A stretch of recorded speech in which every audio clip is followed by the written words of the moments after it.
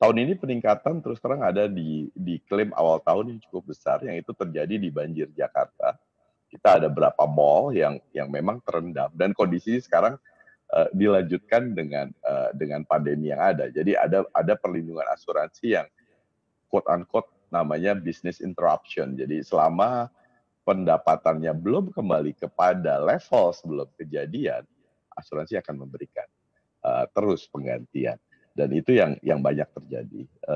Jadi kalau angka peningkatannya kelihatan ada sekarang dibandingkan dengan premi. Jadi preminya menurun, sementara klaimnya agak sedikit naik. Ya karena apa? Karena memang banjir yang terjadi di tahun baru kemarin dan itu terus sampai ke Februari.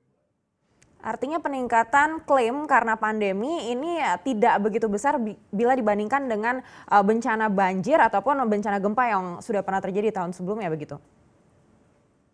Ya, peningkatan dari sisi asuransi umum terhadap klaim, kalau yang ada sekarang adalah peningkatan dari cost dari asuransi kesehatan, karena rumah sakit naik mostly sekitar 25% biaya. Jadi pemenuhan biaya-biaya yang harus kami bayarkan ke rumah sakit saat salah satu anggota kami,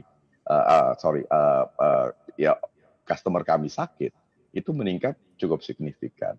Tapi juga itu di net off dengan kondisi bahwa banyak asuransi mobil, kendaraan sekarang yang karena kendaraannya tidak berjalan, jadi klaimnya juga rendah.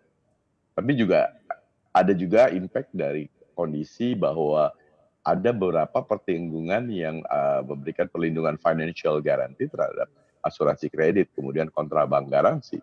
Itu juga mengalami peningkatan klaim yang cukup tinggi karena memang banyak bank garansi yang di-exercise atau kemudian juga ada banyak kredit-kredit yang memang karena di luar uh, relaksasi itu akan immediately mereka jadi memburuk kualitasnya. Tapi di sisi lain kalau dari sisi yang relaksasi di perbankan yang diberikan oleh OJK itu sangat-sangat membantu sehingga asuransi juga tidak burn out dengan event yang tiba-tiba kenaikannya tiba-tiba dari non performing loan.